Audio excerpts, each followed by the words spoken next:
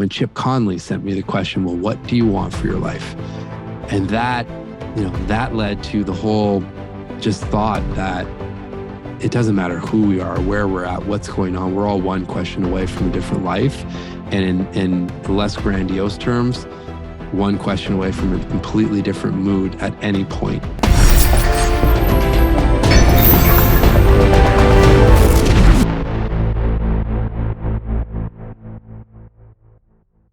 I'm here today with Marc Champagne, who is an author, a speaker, and interestingly, which we're going to talk a lot more about, a mental fitness strategist. You're also the host of the top 50 ranked podcast, Behind the Human, and you study the questions and practices that shape the lives of legends and world-class performers.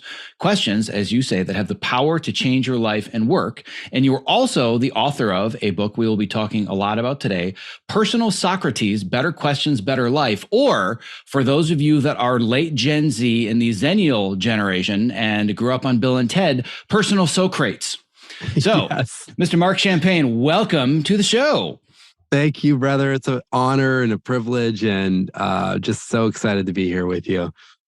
I have to be honest, every time I read the title and I'm going to talk about it to other people, I always have to stop myself. It's not Personal Socrates. It's not Personal Socrates. It's Socrates, because I just grew up on that being the name and that just kind of being the colloquial version of it. But I want to make sure we clarify for everybody. It's Socrates indeed. And we're going to talk about the Socratic method, going to talk about how to ask better questions. And you're going to help me verify what has been instinctually a belief of mine that through your reading and reading others has since been verified, that in my own words, and your words are very similar, I believe that the quality of our life is dictated by the quality of our questions. And yes. without realizing it, as a coach and as a podcaster for years, I've driven my students and my guests crazy, because whenever they ask me a question, I never give them an answer. I just ask them a question in return. And it wasn't for years that I'm like, oh, that's kind of sort of the Socratic method, isn't it? So the purpose of our conversation today is ultimately for the guest to walk away understanding not only the importance of asking good questions, but how to ask themselves the right questions to improve the quality of their life. Before we get into the weeds, though, I think they need to understand a little bit more about you and your journey and how you ended up in a place writing about asking better questions. Because it's not like you were a scholar and a researcher and you're digging through all the books and you're going through Stoic literature. You took a very different path to get here. So what is your version of your origin story? Where do we begin?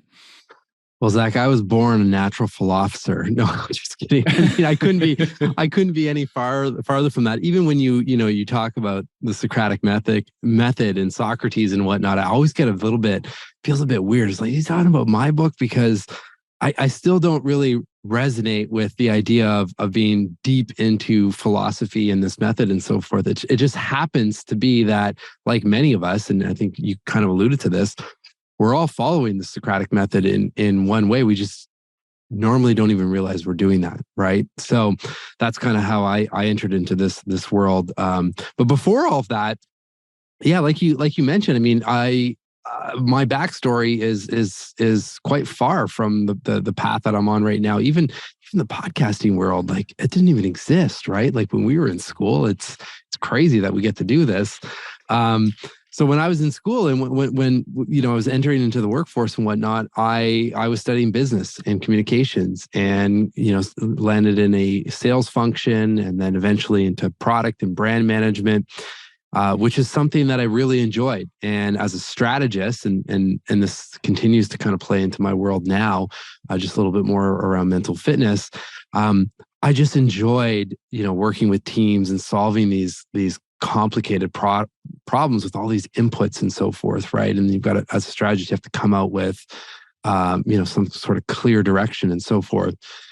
And while I did that, I was in that corporate world for about a decade. I always had a mental fitness practice in the early morning. I didn't call it that. And it all came up because when I started in sales, we were all being, at that time, you would be hired in these big batches of people, essentially. And then everyone would be trained up essentially in the same way. And I just remember thinking, how possibly am I going to excel in this sales function and be at the top and win these trips that they keep talking about if we're all being trained the exact same way. And for whatever reason, at that time, my solution was, well, I'm just going to get up a bit earlier in the morning, 10, 15 minutes early, and just read positive content. And I still don't know kind of where that came from, but I'm forever thankful for making that decision, because it's really, if I really look back, 12, 13 years now, that decision has really been the catalyst to everything that I'm doing now. Because it exposed me really quickly to journaling and the questions that these people that I was reading about were asking themselves, that kind of no one was really talking about. It was just, they were littered in the, in the blog posts or in like Success magazine at the time. And then when podcasts kind of came on the circuit, same thing in the interviews, these questions that were pivotal in their journey and completely shaped their work and their lives.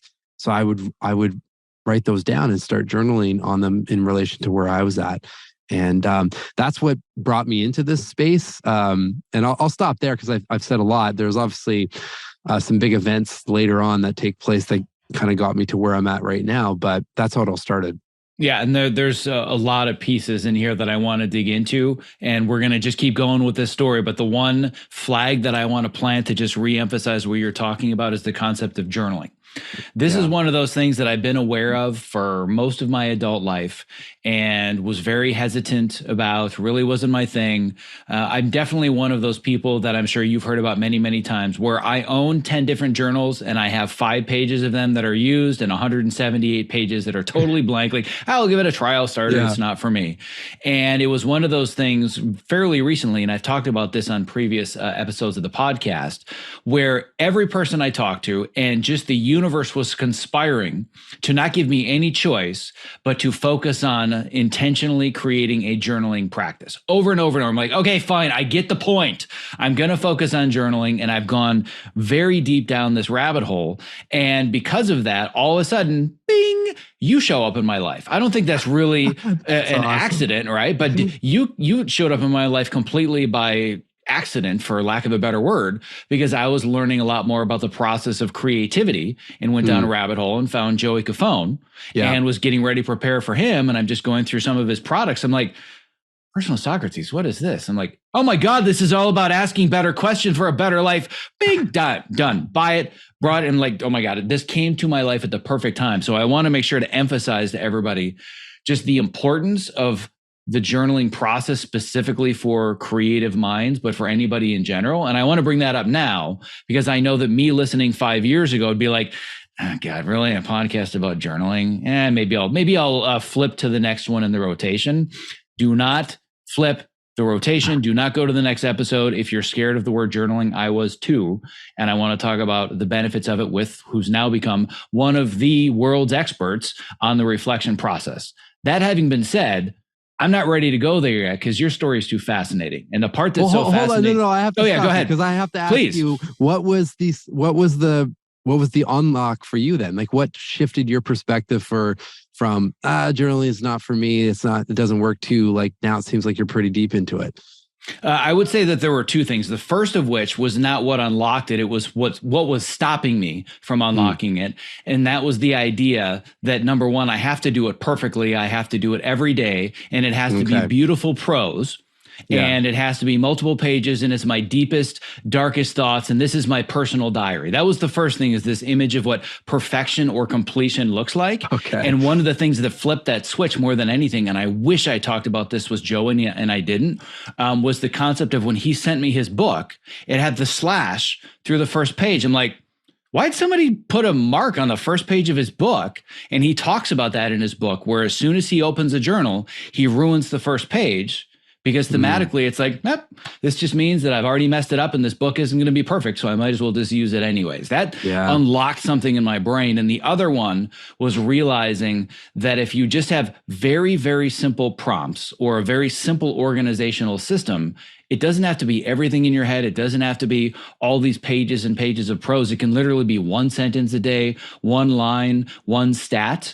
So kind of reframing to me what it meant to have a journal, because I was doing a reflection or a review process, and it's even something I've taught my students, but I was doing it digitally via Evernote. It was very structured. It had checklists. So it was more felt like here are to-do items rather than a creative journaling process.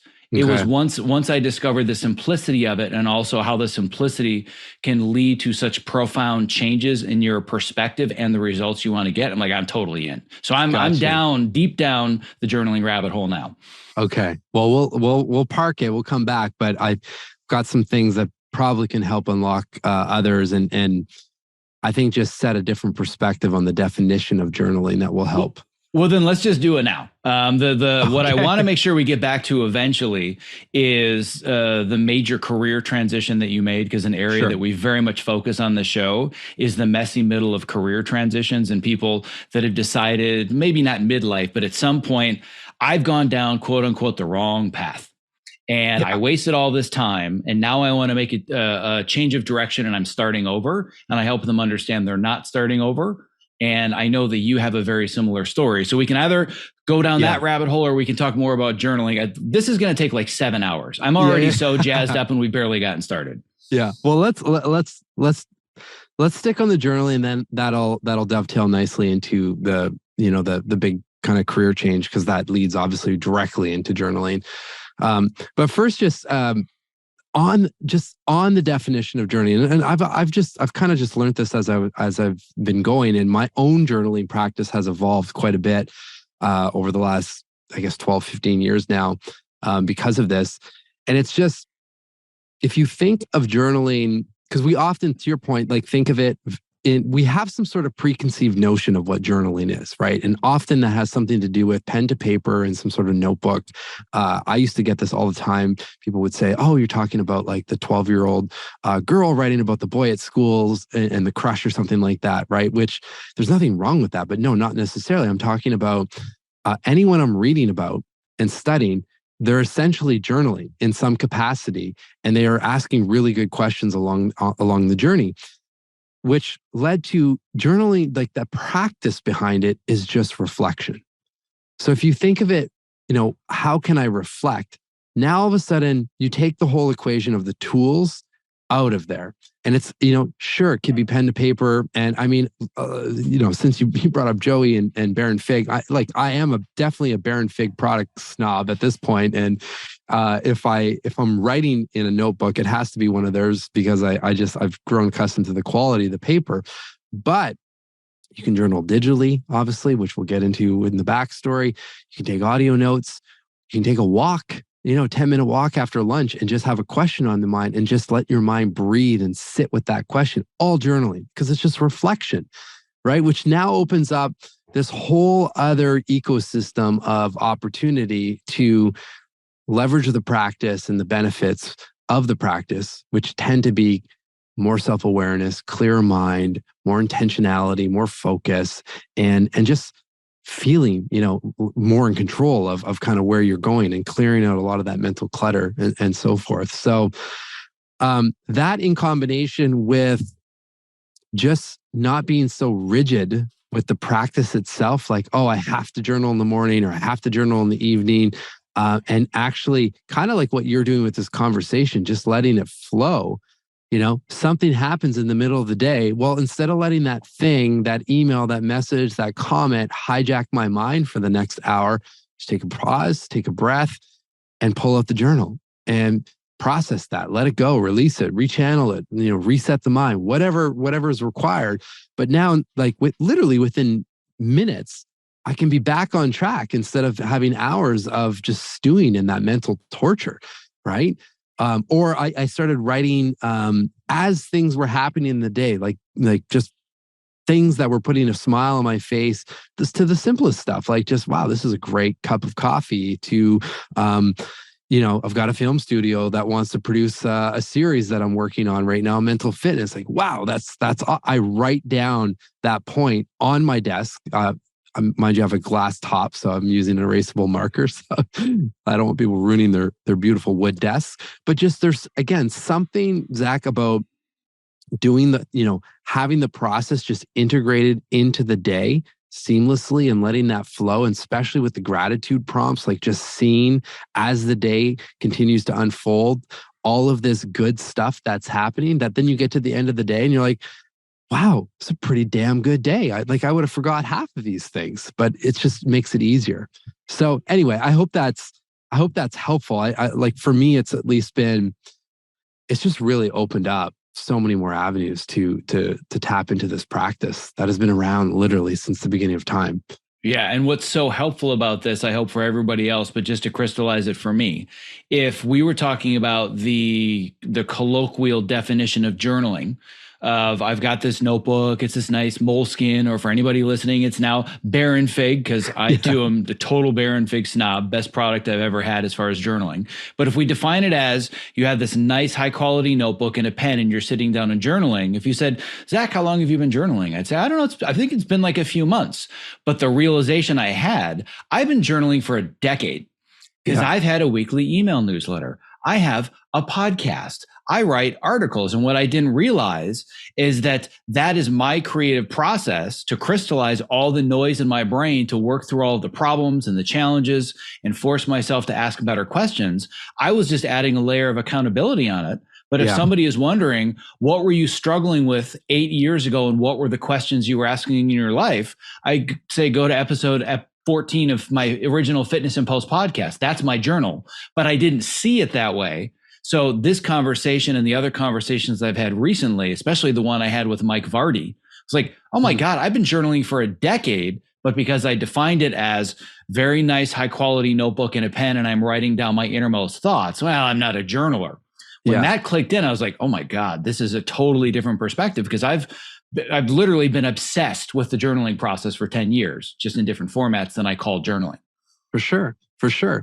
And nice segue to that, like another format, and how I really got invested in this space was, as I mentioned, I spent about a decade in the corporate world, and I had this journaling practice.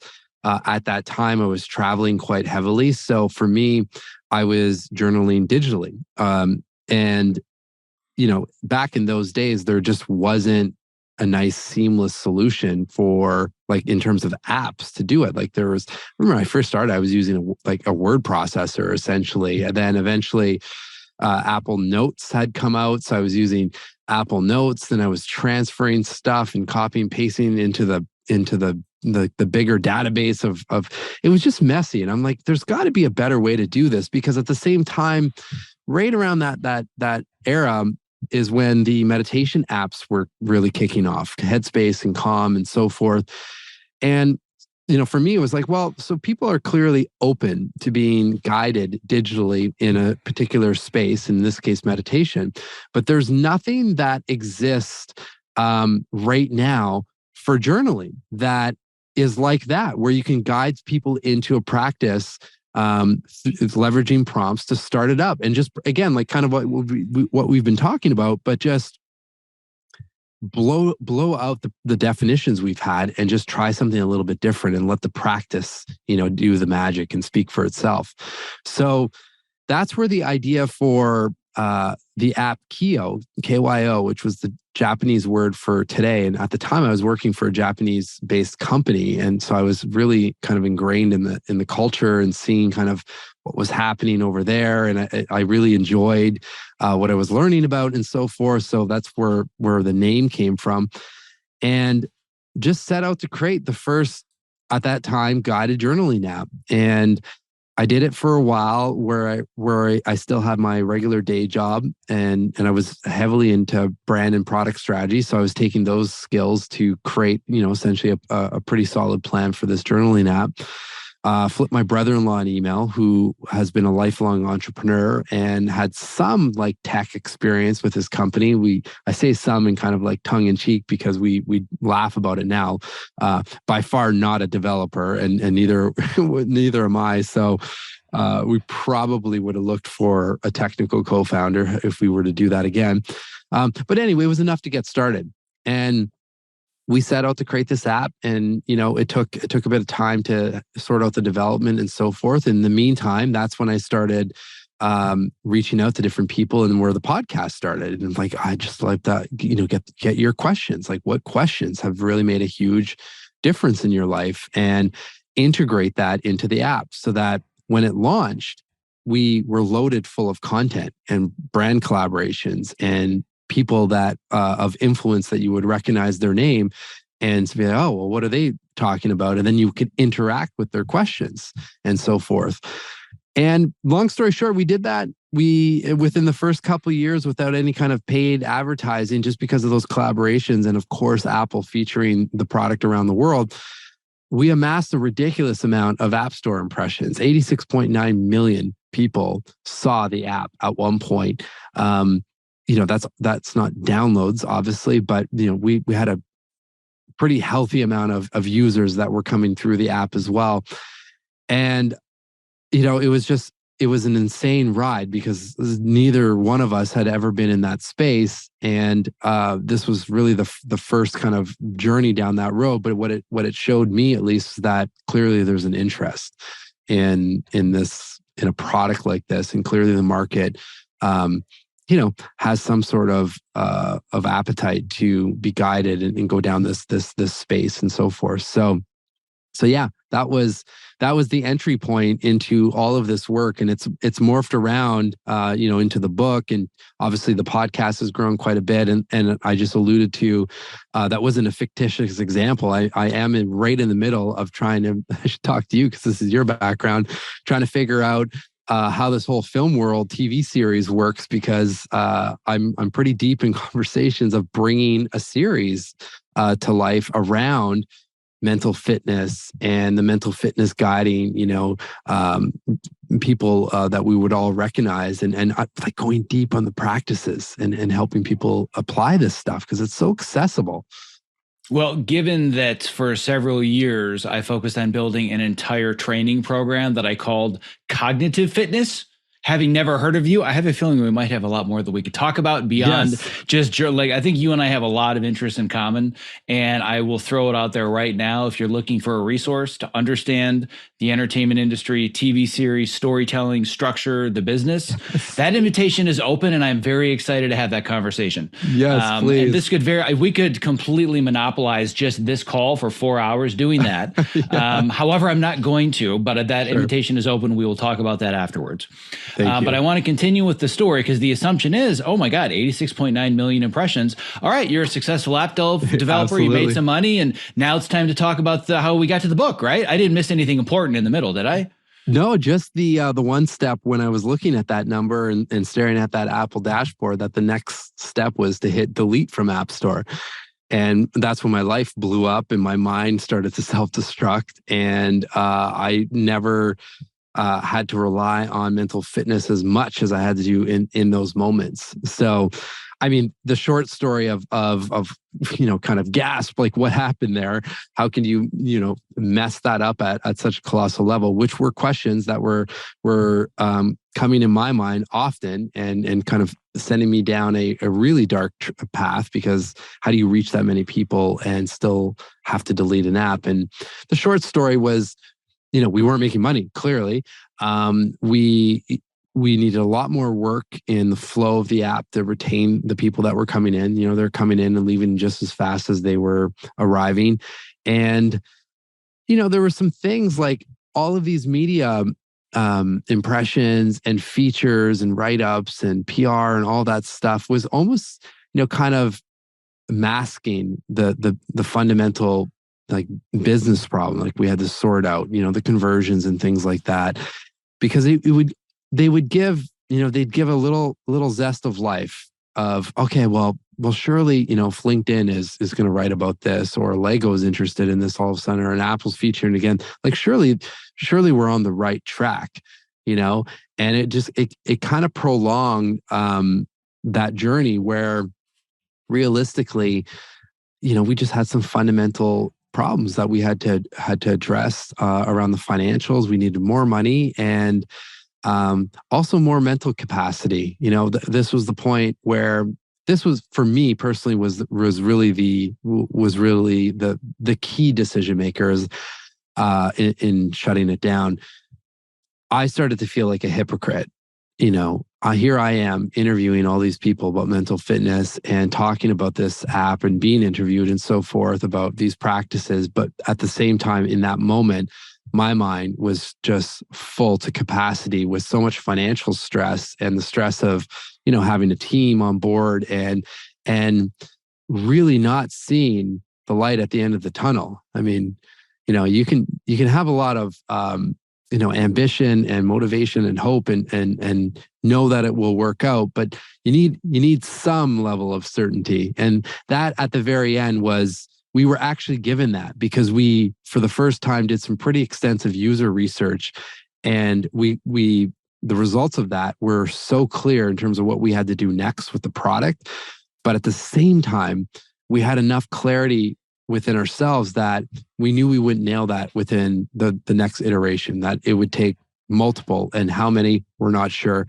And that we knew would cost a lot of money, and money we didn't have, as well as, like I said, mental capacity. So yeah, we made the decision, you know what, we're going to pull this from the market, which that in itself was incredibly challenging, because you're not talking about a parking meter app. Like, people had their lives in here. I remember there was a mom that reached out after we sent the email that we were shutting it down, and that we're essentially giving users about a month to download their data, which we didn't even have an export feature at that time. Like, we were scrambling to put something together. It was in the roadmap for down the road, so that at least people could get something out of it. And I remember this one mother emailed me and said, she was super nice. She said, I'm really sad to see that this app is disappearing. Thank you for creating this export feature. I've documented the first, 7 months of my child's life in this app. And I'm like, as a dad myself, and I see you as well in the background. I mean, that, like, straight to the heart there, right? So it was tough, because it felt like it's letting people down on the other side. It felt like I let my own family down. As much as you're out there marketing a product and selling, a vision and a dream, and even bringing in some of the people that we had in the app, there was here's the plan. I had to do that with myself and my family, and like, here's because they're all involved, right? Like, I left a really good career. We sold our condo in Montreal. We moved cities at that point. We were in Toronto, the most expensive city in at least Canada. And it was all supposed to be temporary. And here, like, things are just blowing up, right? So it was really challenging, but it was one of those pivotal moments that unlocked the path that I'm on right now, that I never even knew existed.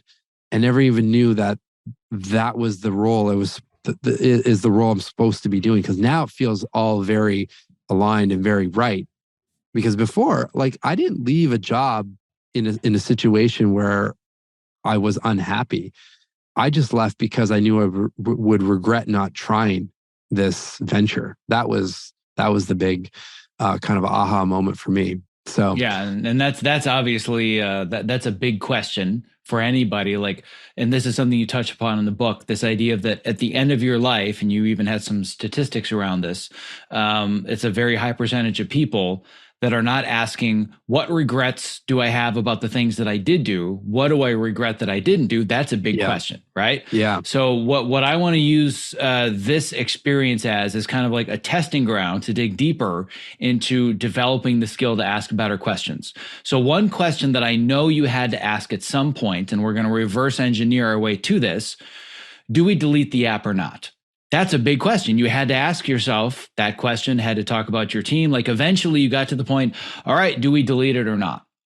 But if we were to reverse engineer into that, what are some of the other questions you were asking along the way before you even asked that one? Because there are plenty of people that are thinking, should I quit my current job or not? Should I quit my current relationship or not? But there are a series of other questions, and part of the Socratic method, whether it's conversing with others or yourself, excuse me, this is a skill I believe that people can develop. They just have to know how.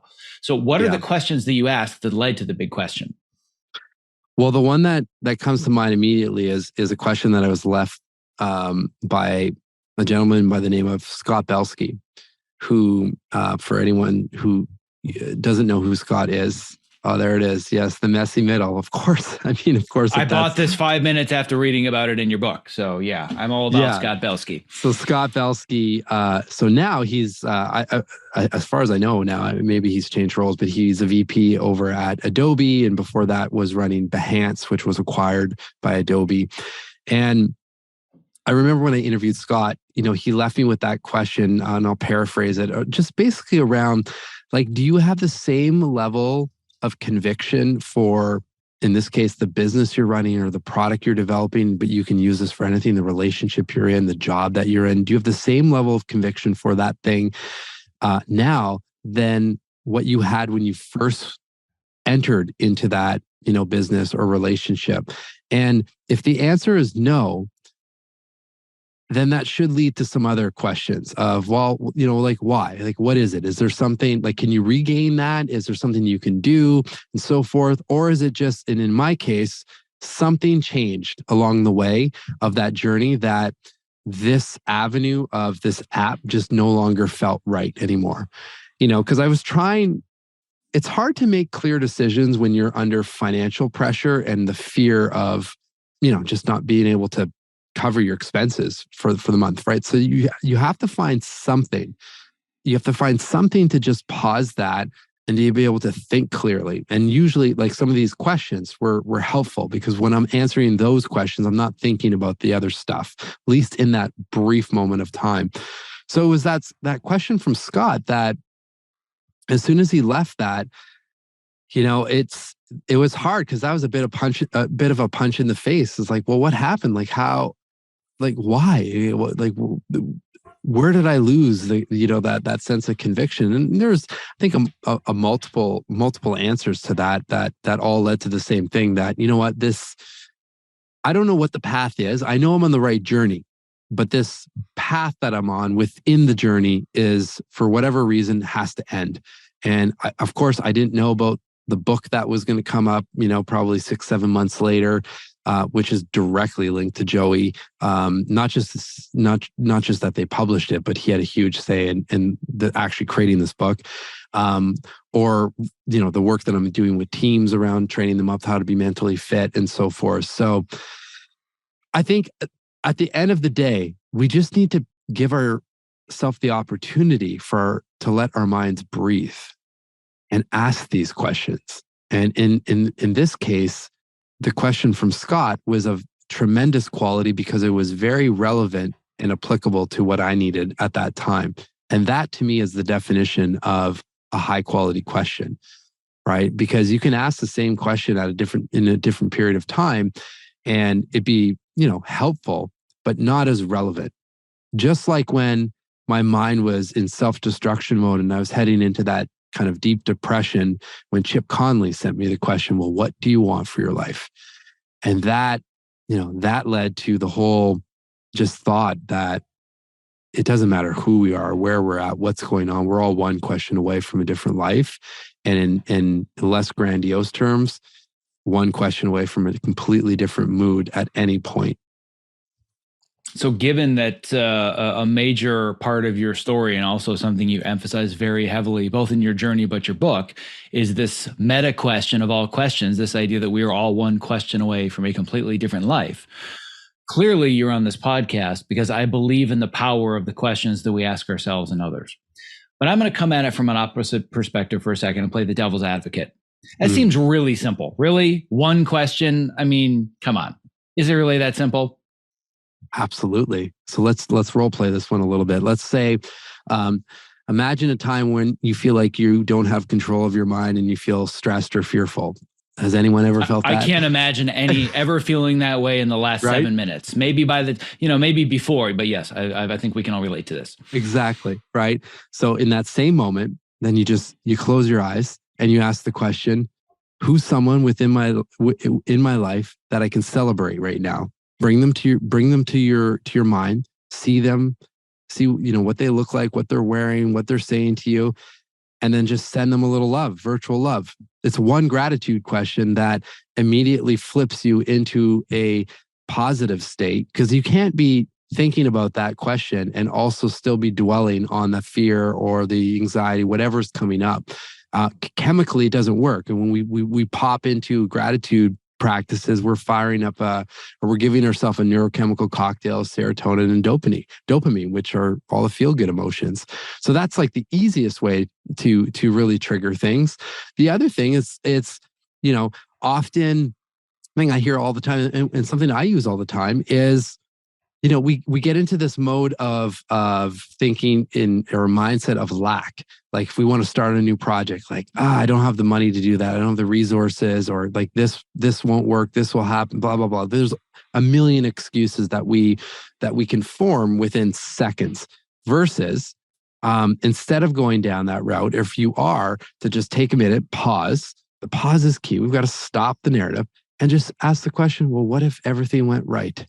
Write that scenario out. Not to say that everything's going to go right, but you're definitely starting from a place of abundance and possibility than a place of lack. And I'm willing to guarantee or bet that you'll come up with some pretty innovative ideas to make something happen that probably wouldn't have surfaced if you started from that place of lack.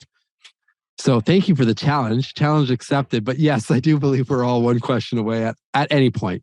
Yeah. And what I love about that is the way that you compartmentalize it and make it, you simplify it. Because I think most people in a general definition would read the phrase, we are all one question away from a completely different life. And they're thinking, my life in the future, I've got a different job, I've got a different car, I have more money, I have a different spouse. It's a totally different life. And you're saying, no, literally your life can be totally different in 30 seconds. Yeah. Because the life that we are experiencing is all a perception in our minds. Yes, but the other thing too, like here's the thing. I mean, and I'll borrow some stuff from a mutual guest we've had, James Clear, and probably one of the most successful nonfiction authors out there in terms of the books he's sold. I often think of his questions. Just who am I right now, and who am I striving to become?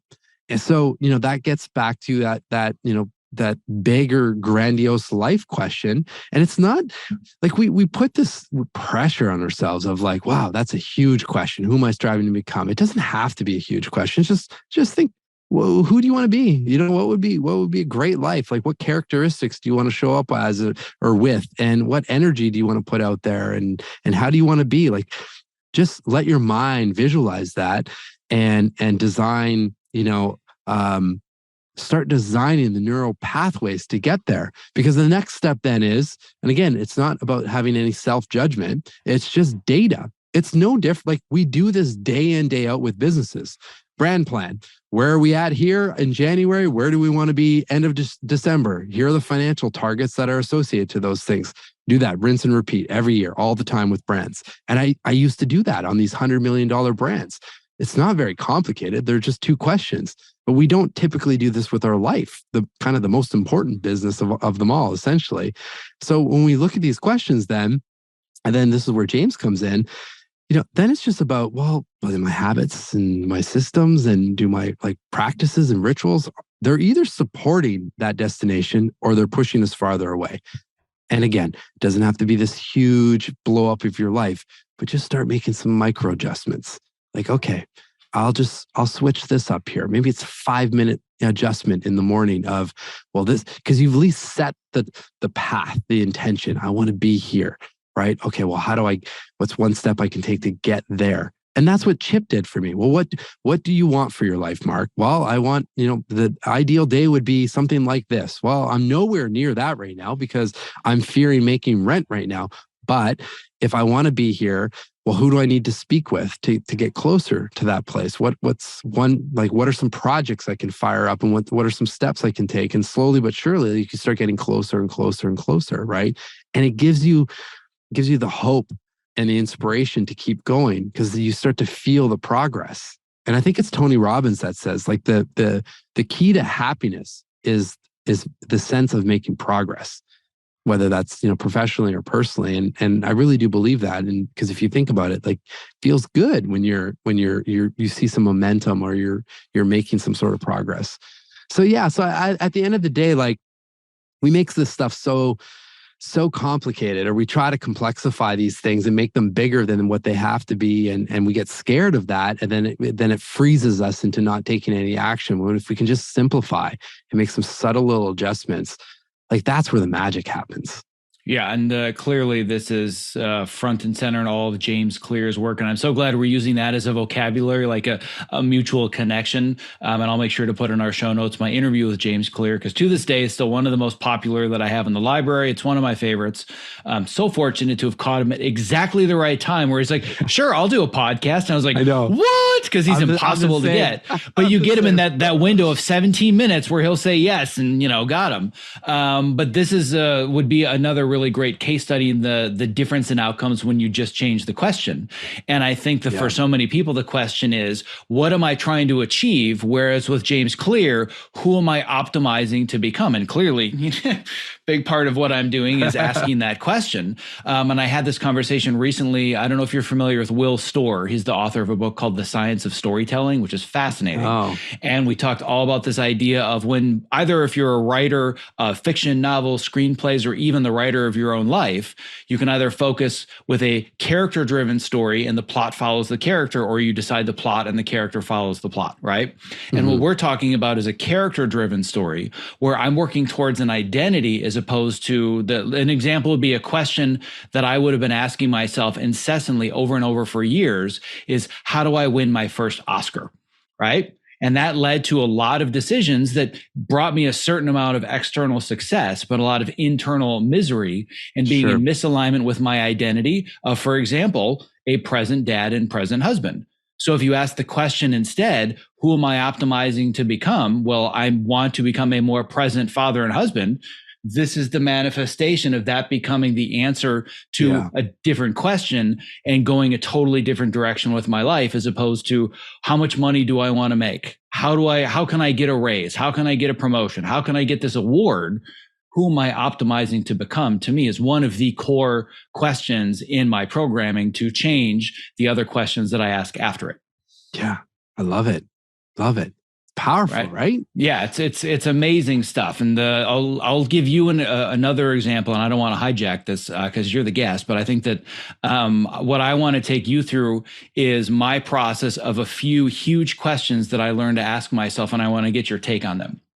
I went through a pretty major kind of like, oh my God, what have I done with my life moment, where similar to you on the outside, people would say, you've got 87 million people seeing your app and you're getting ready to ask if you should hit the delete button. At the time, I was editing the #1 show on network television that had broken decades of rating records. It was the first season of Empire. Okay. And I was saying to myself, I don't want to do this anymore. I've reached the top and this is not what I thought it was. And I'm working all the time and I'm completely and totally burned out and I'm exhausted. I don't know how to get out of this. And in the process of learning more about journaling and asking questions and personal development, I came up with one question, and there were a million that led to it, but there was one foundational question that changed my entire life. It seems so simple. The question was, how can I make a living knowing that I can be available to help my kids with their homework at 3 p.m.? That was it. And I built all of my other questions around that, which meant, well, I can't work for, Hollywood TV shows, although I've now found a way to do that remotely with kind of being creative with my schedule. Yeah. But it meant that, well, I have to primarily be home. And what are other services or other value I can provide to people that allow me to make a living that aren't editing? Because if I'm even editing from home 60, 70, 80 hours a week, I'm never available to help my kids with their homework. So that was a fundamental question that I was problem solving for years. And then here's where the problem comes in. I answered the question. And for a long time, I was like, what question am I supposed to be asking now? Because I never thought I would make this my reality. And I didn't know how to ask the next one. And it took me a long time to figure it out. So let's go back to that moment. If I were talking to you, it's probably 4 years ago. Yeah. All of a sudden, I'm making a living, largely working from home, got the coaching program, got the podcast, still editing for making money a certain period of time, but allowed me to work from home because that was a non-negotiable based on the identity that I wanted to assume. All of a sudden, I've answered the question, how can I make a living and also be home at 3 p.m. to help my kids with their homework? How do I figure out the next question? You let the next question surface intuitively. And that's the piece that really brings in the consistency of these practices, right? Because the more you're journaling, or it doesn't just have to be journaling, like it's just like physical fitness. You've got to find the exercises that work for you, right? If you don't like to run, that doesn't rule out all of exercise. There's a million things you can do. So same thing with mental fitness. The key though is to find things that either still your mind, calm your mind, or make your mind feel happy and good. And that's the question. It's like, okay, well, what can I do that I know for sure will make me feel great? And for me, I know journaling helps, breath work helps, walks, exercise, time snowboarding. I live in a ski town. So, I tried to, again, like we're conditioned though of like, oh, don't take time like that to do that in the middle of the day. That's not productive. And I feel that programming too. It happened this week, but I still went and stuff surfaced. Like it clears out your mind. So the more you do these things, and the more they're in your routines and part of your rituals, the more self-aware you become. And then when you sit down and ask a question like, well, what am I really hearing here? Like, what am I hearing in the whispers? Then you get then it's, oh, well, it's this path here, right? It's this direction. And that was, that's the presence piece. And that actually was my goal when we were launching the book. Of course, I wanted to hit lists and all that stuff and whatnot, but I didn't. And I asked James, it was around the time I was just finishing the book when I interviewed James Clear, and he spent a good 20 minutes after the interview just giving advice, which was priceless. And I just remember thinking, you know what, with the app, we were doing everything possible to hit all these lists and get all this PR and blah, blah, blah, and leverage it as much as possible. With the book, I just want to be 100% present in every podcast interview I do for the promo of this book, and anything that surrounds the launch of this book, to go in present so I can see the actual path or opportunity that is lingering around there that I would miss if I was, okay, we've got to get this, and this to hit the Amazon list or this list or whatever. And, that just has never left me. It's the questions I ask the most.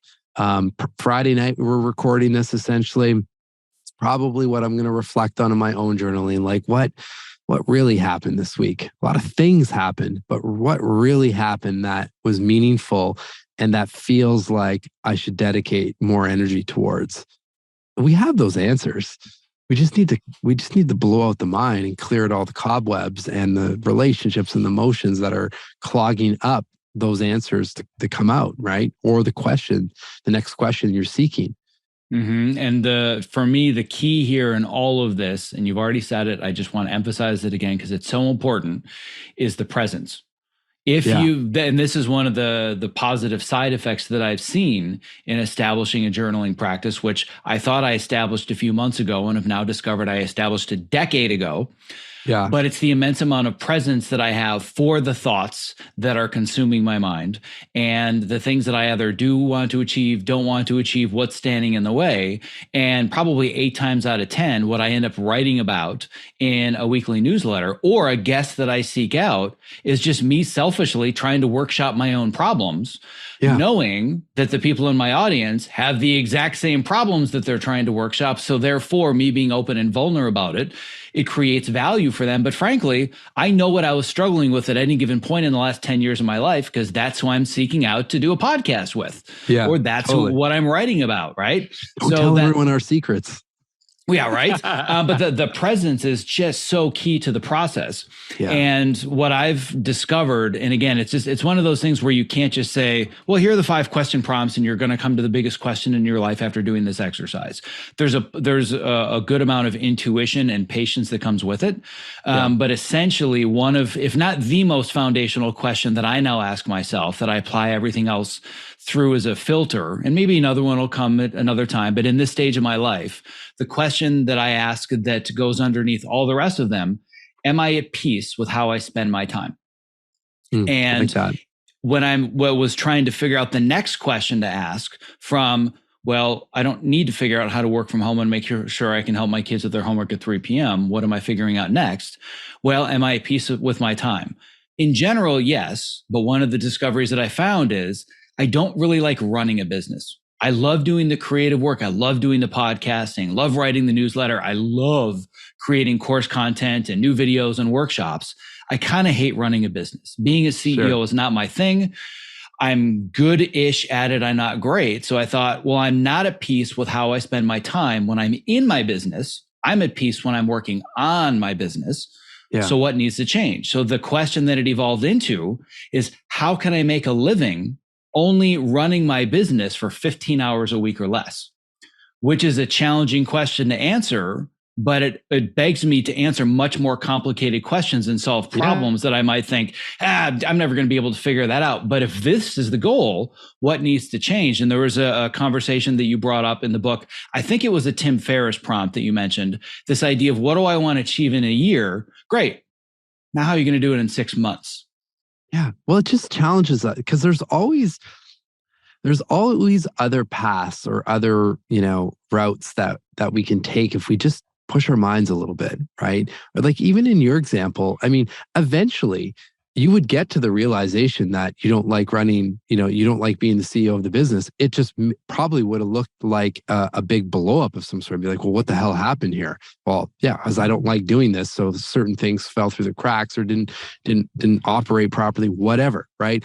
So for me, like any of these questions or journaling and reflective practices, it's just how can we prevent some of these massive explosions if left, kind of undealt with in a way? It's bad language there as a writer. That's why I had good editors. But it's these check-ins, because the clues, the breadcrumbs are there, right? So it's these check-ins, and you're asking those questions like, okay, and being real with yourself. So then how do we micro adjust? Right back to James's prompts. Like, well, this is where I'm trying to go. Well, let's adjust the course so I can head to that direction, versus being on autopilot and not realizing that we're on autopilot and just kind of flowing through. And then next thing you know, you're like, how did I get here? I mean, what? And this happens all the time, right? Or worse yet, I'm on someone else's autopilot. I'm not even on my own, and that's scary to me. I mean, that's where you get to these regrets and whatnot. So, for the time and effort that it takes just to ask a damn question. I mean, that's why I'm so passionate about this. Just take some time. I mean, I think we all deserve that. And your mind deserves it. You feel better. You feel more clear, and you just be more aligned with where you're heading in the life and the work that you want to live and experience. Yeah, I hadn't even thought about the fact that having gone through this journaling process and having the realization in a very calm, focused manner of, I'm not sure I want to be a CEO anymore, or at least I want to do it full time and be in the business. So maybe it's time to reflect on questions to restructure my systems, change my habits. That was a very cognitive process of introspection, writing it down, coming to my team and saying, all right, so here's what I'm thinking. This is the direction we should go, versus not being present with it. And all of a sudden be like, I hate my life. Yeah. How did this happen? Right? Because that's kind of the moment that I had when I was at the top of the game as an editor, realizing, how did I get here? How did this all of a sudden happen that I'm in this position, and everything about myself and my life and my habits and everything, I just hate. This isn't who I am. And I had these tools when I was younger. I think I would have course corrected a heck of a lot sooner.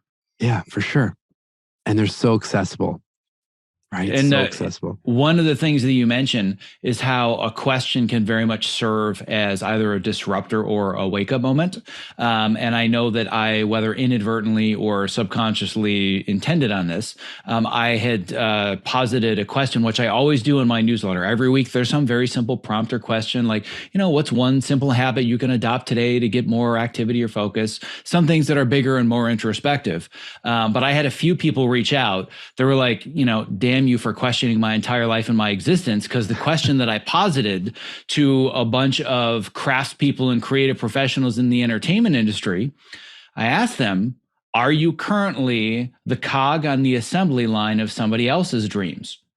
Oh, and I had multiple people that were just like, oh, like I had one of You didn't. my private clients got on a call the next day. He's like, I can't stop thinking about your newsletter.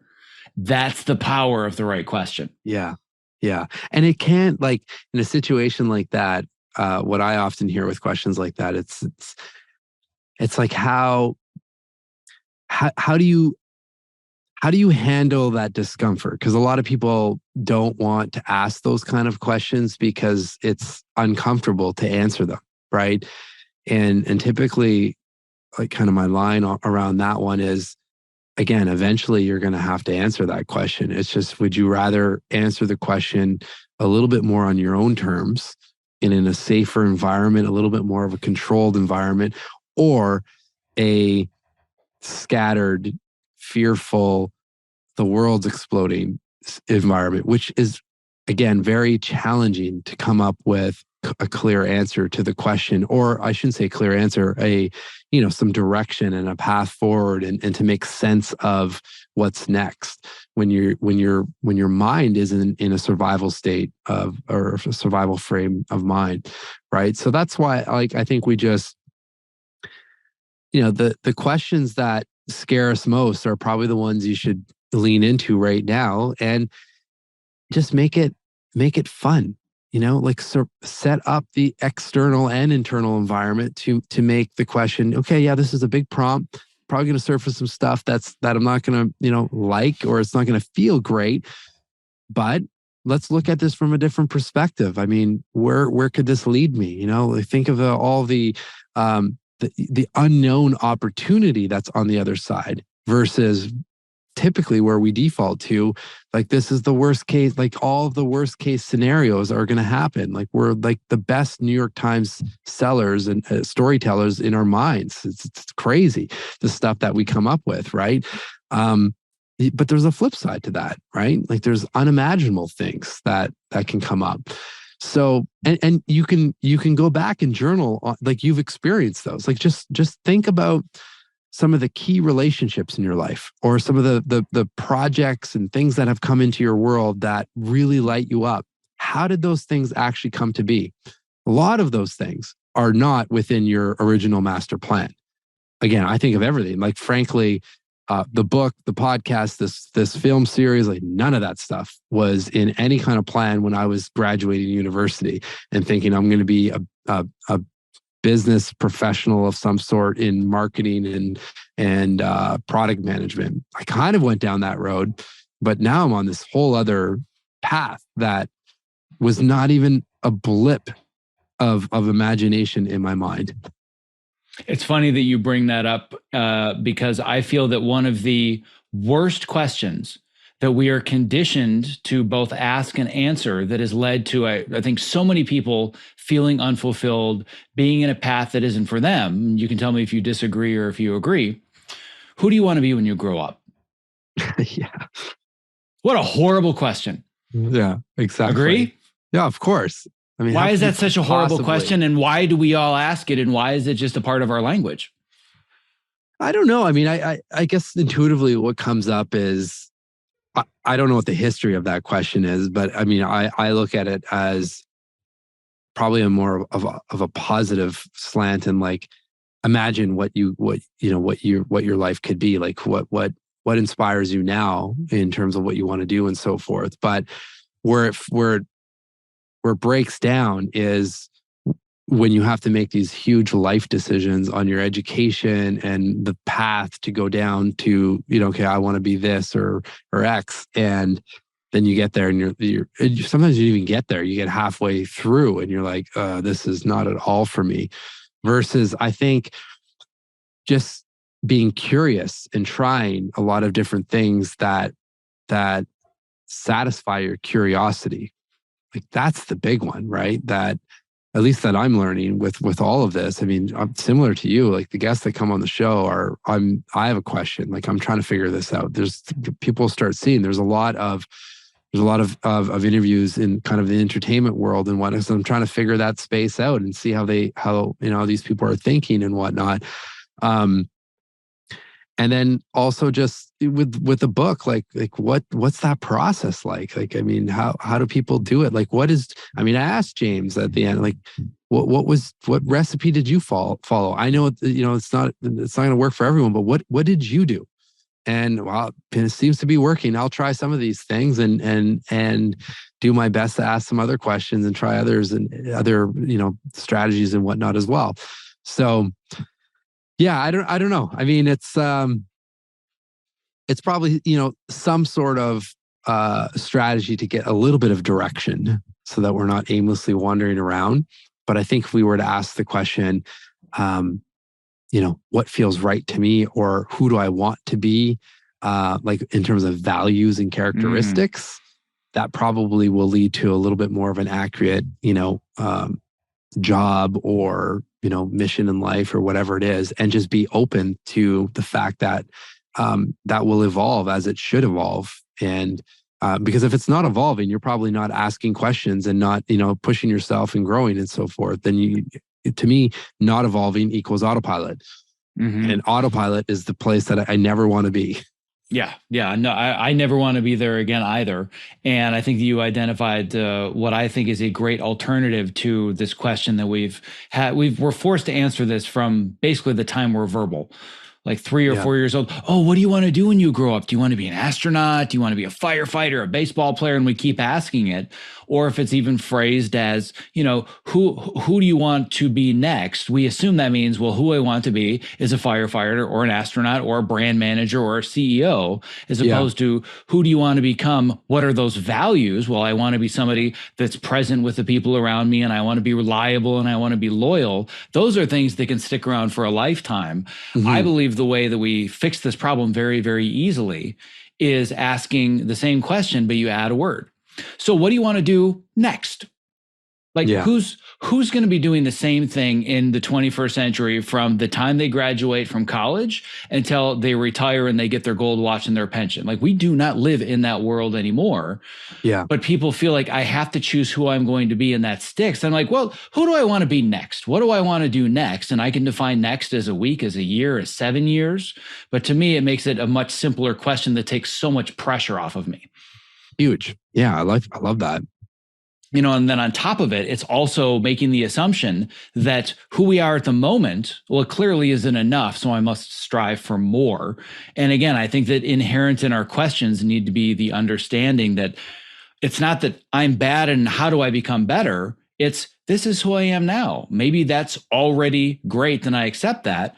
But I want to become something different, go a different direction, not out of judgment, but just like you said, I think a big word is curiosity.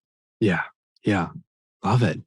You're going deep. So, yes, going deep. And I'm going to throw a wrench into all of this. I have no idea where this part of the conversation is going to go. But I'm going to assume, and you can tell me if I'm wrong, but I'm going to assume you're probably familiar with the work of Gretchen Rubin and the 4 tendencies. I'm familiar with Gretchen Rubin. I haven't read the 4 tendencies or studied. Well, I'll break it down for you. I'm sure I've heard of them. You've probably heard of them. I'm going to break it down at very simplistic terms, and I have an entire episode that we will link to for anybody that's curious as well. But I found this to be a foundational portion of the work that I teach with my clients. And essentially, it's not a personality test where it's like, you are this, you are that. It doesn't put people in buckets. I hate that stuff. Yeah, same. But what it does is it gives you a framework for better understanding yourself in one specific context, which is, how do I respond to expectations that are put upon me either externally or internally? And there are 4 basic buckets or general tendencies, not traits, but tendencies. They're the upholder, the obliger, the questioner, and the rebel. The upholder is somebody that very simply and very rigidly will meet both an external expectation and an internal one. The obliger will blindly, to the point of being a martyr and self-sacrificing, will meet external expectations at the expense of their own internal expectations. The rebel, they struggle with meeting any of them, right? You're not going to tell me what to do, and neither am I. And then the questioner's always asking the questions and understanding why something works. Is it the best option? Is this justified? Does this make sense? And I know for a fact that I'm a questioner on steroids. It's one of the reasons I enjoy podcasting. Something tells me, based on your book and your work, you are probably a questioner. It seems to resonate, that's right? for sure. So given that background, Let's assume that somebody wants to approach this process of asking better questions and journaling and more introspection, but they don't have the default tool set that you and I have wired in our brains if we naturally see the world through the framework of questions. Where do they start? Because I think that you and I are almost in a way cheating, because I'm asking questions all day, every day, but a lot of people don't see the world through that framework. So I'm assuming you've dealt with a lot of different people, different personalities, some creative, some analytical. How do you help people that say, I don't understand how to ask questions? I don't usually do that by default. Well, I mean, I don't think that was my default mode either, probably, 12, 15 years ago, until I started studying the questions, or I started asking more questions myself as a practice. And again, just like physical fitness, it's the training, it's the reps that, I do believe you can train your curiosity muscles if you're using them and strengthening them on a daily basis. And one of the easy ways to do that is to just check in with yourself each morning. How do I feel? One word, right? And just start the day understanding, what's going on emotionally, so that you can typically, if you ask, how do I feel? And if you say, I feel overwhelmed or stressed, well, where do you feel that? Or where do I feel that in my body? Typically just by putting some energy towards understanding the location releases it, but then leads you to the next question naturally. Well, why? What's fueling that stress or that overwhelm? And you can cut the fuel. So this is kind of a double prong approach, because if you continually train your mind to ask that question, you're going to start boosting your self-awareness, and you're going to start boosting curiosity, and probably creativity. But also you're starting the day without emotions that will for sure hijack you throughout the day had you not identified them. Because that's the thing, whether we ask those questions or not, those emotions are coming in with us throughout the day, and they affect everything, right? So that's one way to do it. And then I would just say, again, I'm biased with journaling, of course, because that's a natural way to fire up these questions and help train these curiosity muscles.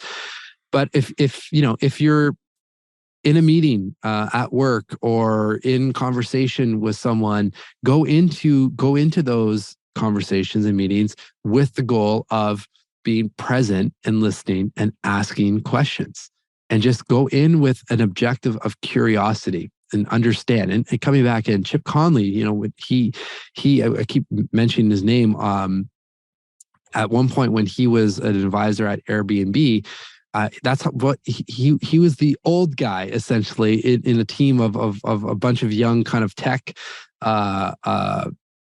individuals and employees and whatnot. So he had to go in and just be extremely curious and ask a bunch of questions, even though he had just spent 25 years running one of the most successful boutique hotel chains and just sold it, right? So it's like you check your ego at the door and just be curious and ask questions. And the more you ask questions, the more you'll just start to do that naturally. And like you and I think I love it, because even when I read a book, for whatever reason, if I land on a point or a paragraph that's interesting that I would highlight, for me, then I see a sequence of questions immediately. Here's the big question, and here are some other follow-up prompts that can help us go a little deeper in that topic, or myself first, usually, right?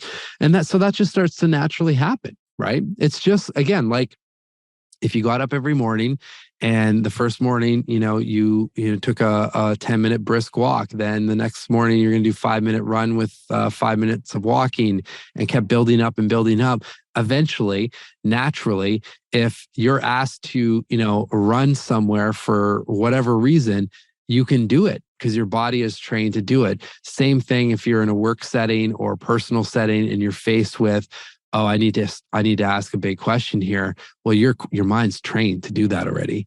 And you're naturally already, since you put in the effort, going to be asking much higher quality questions that go way past the surface level.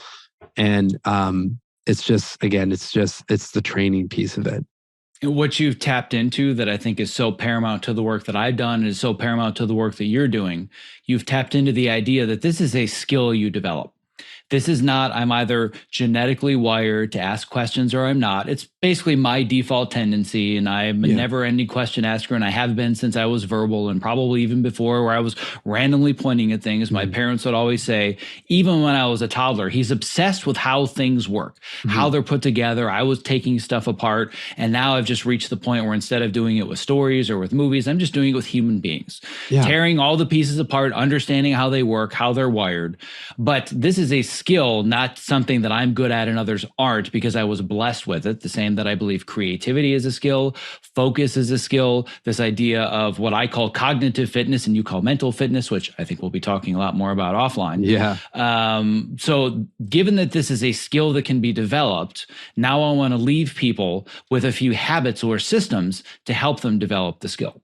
So the first one would be, if we're laying out the routines and the habits, how often do you feel we could break this down? An example would be that for me, I would say that there are different questions and versions of a daily journaling practice or a daily review versus a weekly review versus a monthly review versus biweekly or a quarterly or every 6 months or a year. Like, we could very deeply go down the rabbit hole of what this looks like. But if I want to start developing the skill, what should my habits look like to do it well?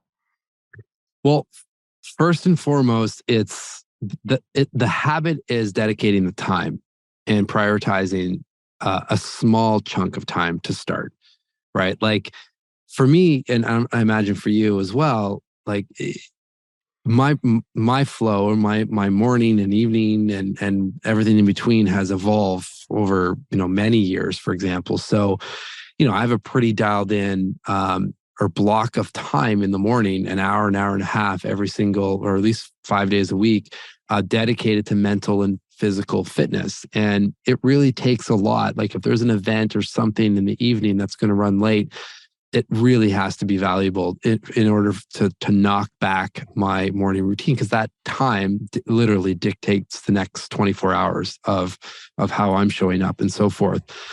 But that's years of evolving and personalizing stuff that I know works for me.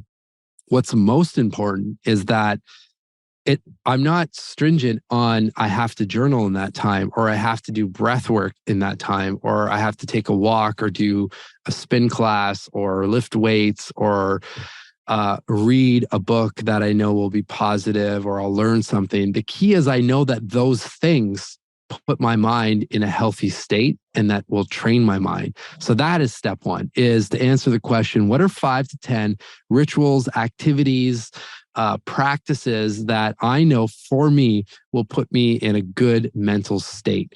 And have that list around and make sure that you're doing some of those things every day and figure out, just the morning statistically just works. I'm sure you've seen this in your interviews. I'd say at least 80+%, at least the people I've studied, have some sort of morning routine. We're not all hardwired to wake up naturally like that. But the reality of the situation, the longer you wait, the longer the probability that these things will not happen, because life happens, right? It's like when you're like, oh yeah, I didn't sleep well, I'm going to skip the workout. I'll do it at 2:00 because I have an opening. That never happens. It rarely happens, right? Because life happens and whatnot. And same thing for, any of the parents out there, as those little mini humans typically rock our schedules if they're not sleeping well, depending on the age of your kids and so forth. So sometimes, because I have a 6-year-old and a 15-month-old, and the new little guy is really testing us on the sleep, my hour and a half goes down to 5 minutes. But the 5 minutes, and in this case, I'll do 5 minutes of guided breath work, is the micro win of starting the day, versus not doing anything at all. Then I feel behind already, right? So, just to answer your question directly, identify the practices and the rituals and whatnot that work well for you, and stack them into things that you're already doing. Right? For me, when the coffee is brewing, that's when I'm doing the check-in question. Beside the coffee machine, I've got typically one of Ryan Holiday's books leaning on there. The Daily Stoic was there for probably at least 5 years, and I just kept going through it.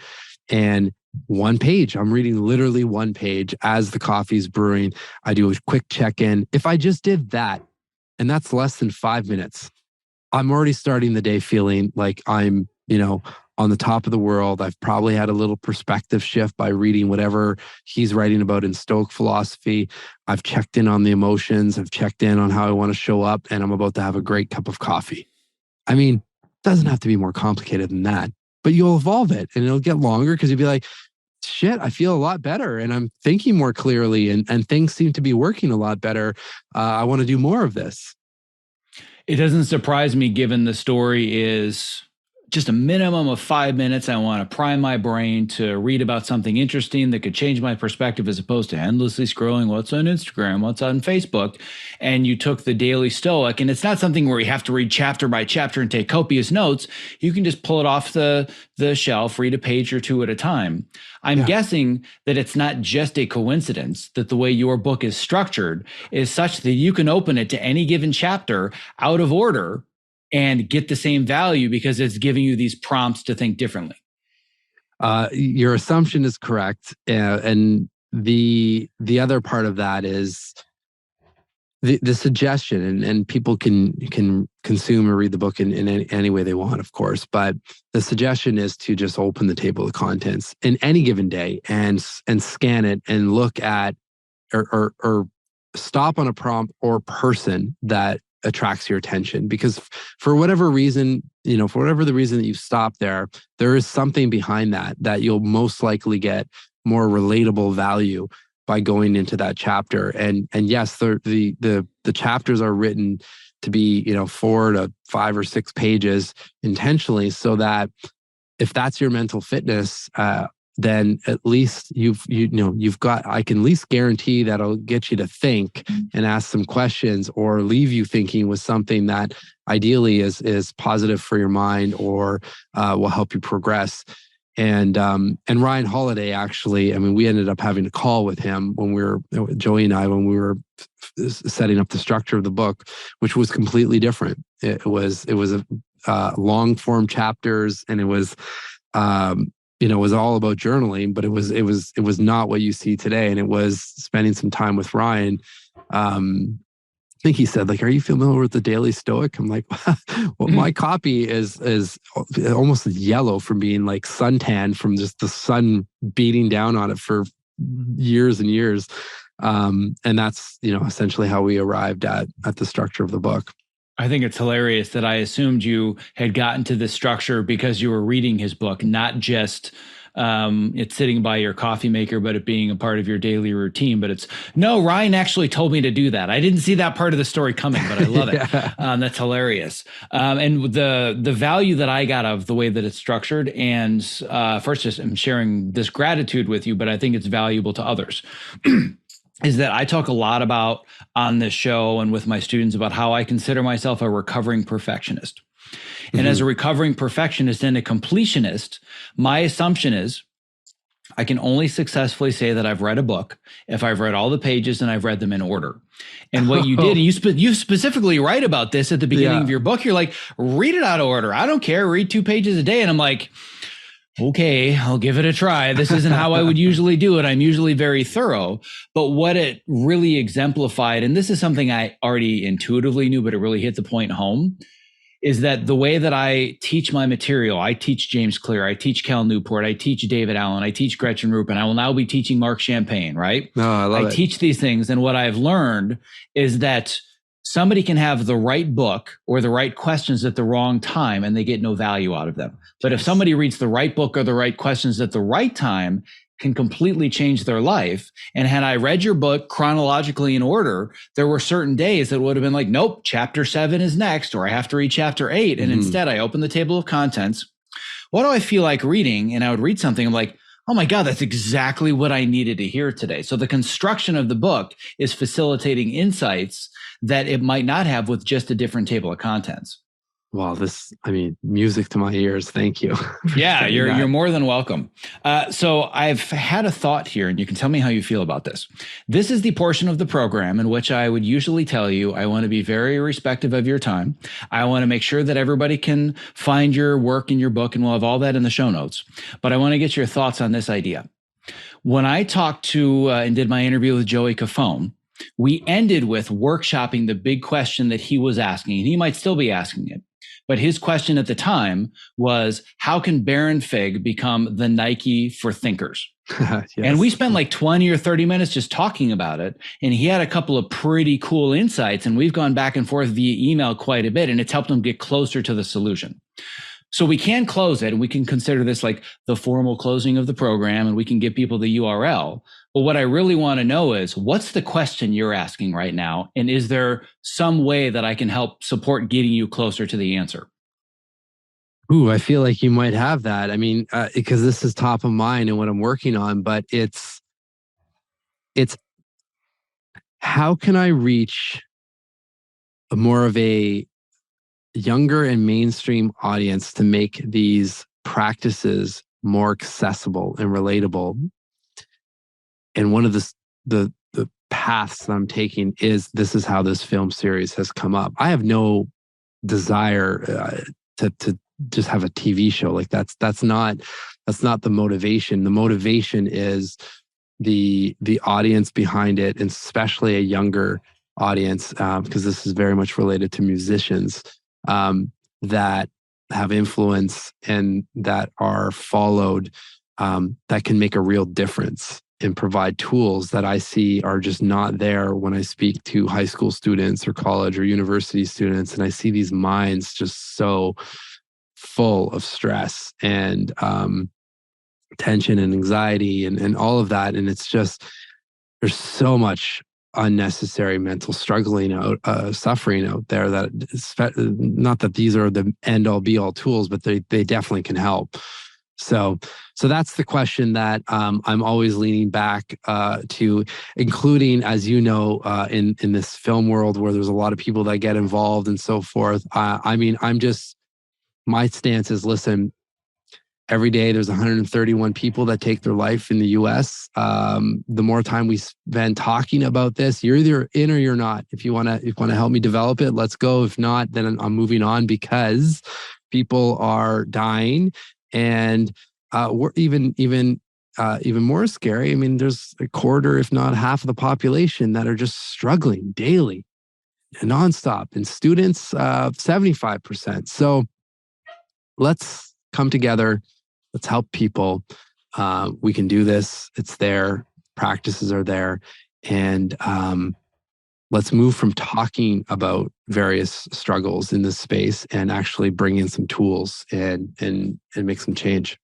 All right. So then the question at the moment is, how can I reach a younger, wider swath of the population to share with them the skills and tools to help them ask better questions, help them alleviate anxiety, or even go as deep as to avoid suicide? Yeah. So I'm going to annoy you, and I'm going to use the Socratic method, and I'm not going to give you the answer. I'm going to keep asking questions.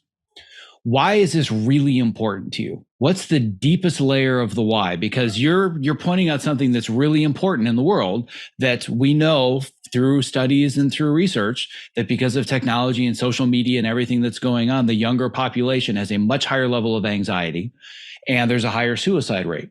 I agree that's important, but I'm not deeply emotionally connected to that. What's your deeper emotional connection to wanting to affect this change?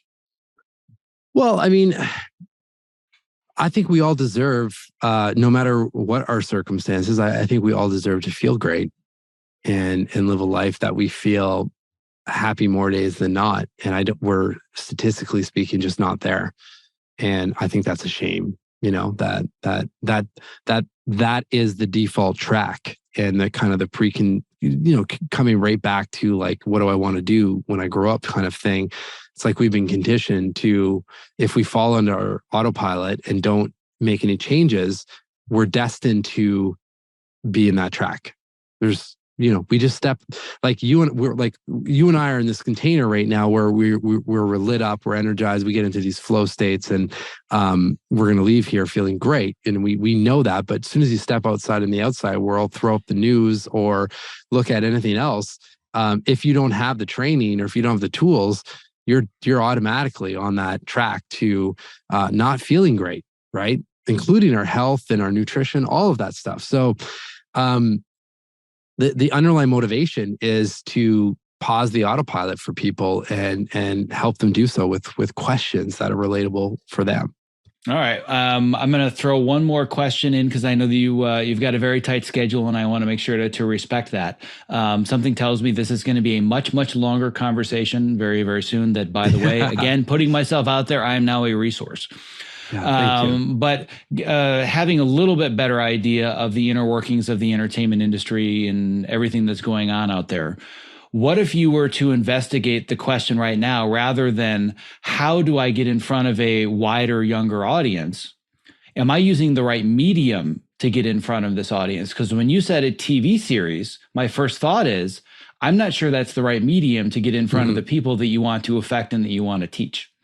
Sure. So are you confident right now you have the right medium? And I don't know enough about the specific pitch or the structure, and maybe it is. But I'd be really focused on what medium gets me in front of the audience before I'm thinking about what is the actual story or the tools or how do I do that? Because the medium is really the way to get in front of the right people. Yeah, for sure.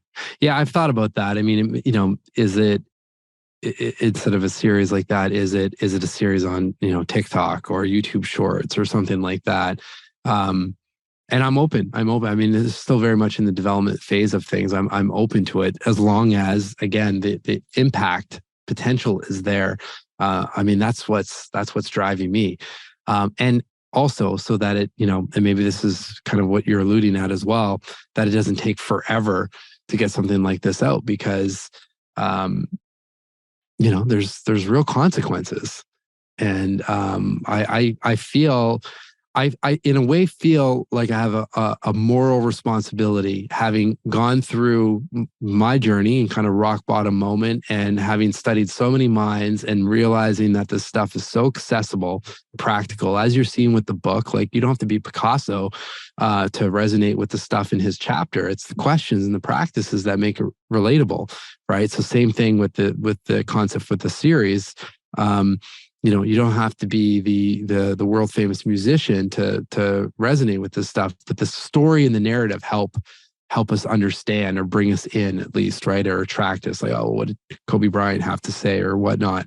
And then we're into the work, right? So, yeah. Well, I'm going to just add you to the same folder in which I have this ongoing conversation with Joey about how do we turn Baron Fig into the Nike for thinkers, and how do we get your ideas and skills and all these things that you're talking about in front of a wider and younger audience to give them lower anxiety and higher quality of life. That's going in the same collection. So unfortunately, I'm going to be in your inbox, and I'm going to be in your inbox soon. And I'm very excited to continue this conversation. But alas, time is not on our side. And I know that you've got to run. So at least for now, we're going to put a pin in this conversation and very quickly go ahead. Shameless self-promotion moment. Oh, it's simple. Just behindthehuman.com. I'm there. The show's there, the book, everything about me, you can find over there. But more importantly, I'm accessible. So shoot me a message wherever you're hanging out. And I'd love to know the questions that have made big changes in your life, or that you think about on a frequent basis. So we can share those out, because there's someone on the other side that'll find some value with that prompt, and that need it, really severely in the moment. So please share, I'll reshare, and let's keep the conversation going. Zack, it was a real pleasure to be on the show with you. Yes, I look forward to the conversation to continue. It was beyond a pleasure for me as well, and I look forward to the conversation continuing, and at some point earning the right to even be a guest of the Becoming Human podcast. So I love it. Yes. On that note, thank you so much. Thank you.